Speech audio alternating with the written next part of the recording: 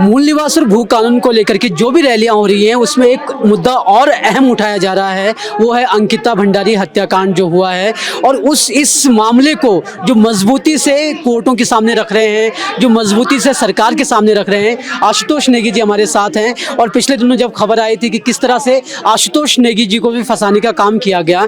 आशुतोष जी, पहले तो मैं जानना चाहूँगा कि अंकिता भंडारी हत्याकांड में मामला कहाँ तक पहुँचा है? देखिए, मामला अब जो है बिल्कुल ट्रैक पे है इस समय, और गवाही जो इम्पोर्टेंट गवाही थी वो पूरी हो गई है। लेकिन दुर्भाग्यपूर्ण स्थिति यह है कि जब बिल्कुल फांसी का फंदा उन तीनों अपराधियों के गले तक पहुंच रहा है, सरकार कुछ ऐसी हरकतें कर रही है।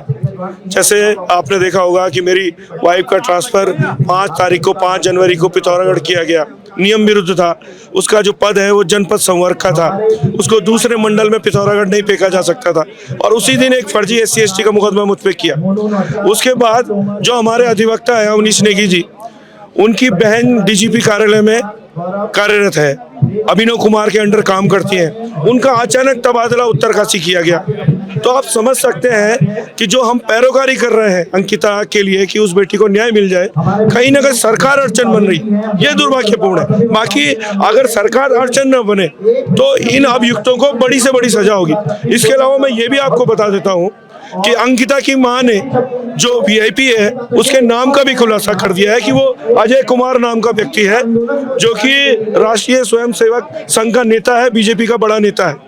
लेकिन दुर्भाग्यपूर्ण स्थिति ये है कि न तो स्वयं अजय कुमार आगे आके कहते हैं कि भाई मैं नहीं था, ये बड़ा अचरज है हमें। अगर वो नहीं कहते हैं तो BJP सरकार का या संगठन का कोई बड़ा व्यक्ति आके सामने कहे, भाई मुझ पे अगर कोई इस तरह का इतना बड़ा आरोप लगेगा तो मैं तो सामने आऊंगा कि भाई ये मेरा मोबाइल है, मेरी कॉल रिकॉर्ड जांच लो, मेरी लोकेशन जांच लो, मैं अपराधी नहीं हूँ।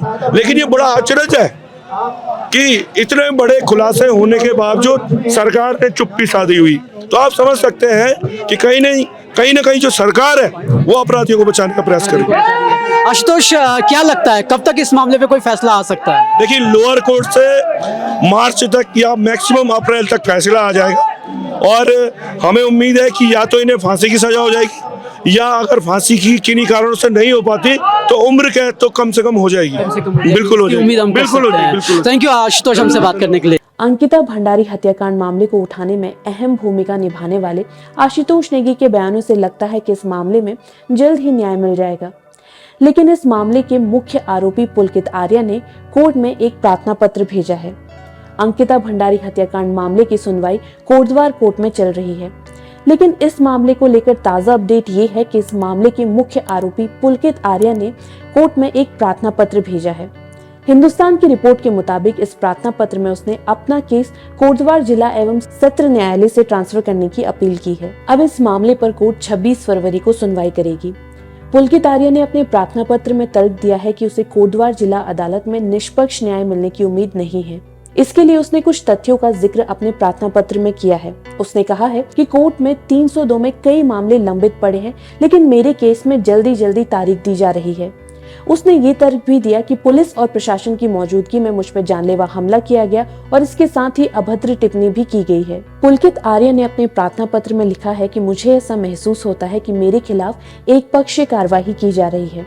अब इस प्रार्थना पत्र को लेकर 26 फरवरी को सुनवाई होगी, और जब तक इस मामले में कोई पुख्ता फैसला नहीं आता तब तक के लिए पहाड़ की बेटी अंकिता भंडारी का परिवार और आशुतोष नेगी न्याय की गुहार लगाते रहेंगे। आशुतोष नेगी जिस VIP को लेकर बात कर रहे हैं उस पर हमने पूरी डिटेल रिपोर्ट बनाई है। आप इसे जरूर देखें और समझें कि किस तरह अंकिता भंडारी हत्याकांड में चीजें प्रोग्रेस कर रही हैं। तब तक के लिए हमारे चैनल को लाइक, शेयर और सब्सक्राइब करना ना भूलें। धन्यवाद।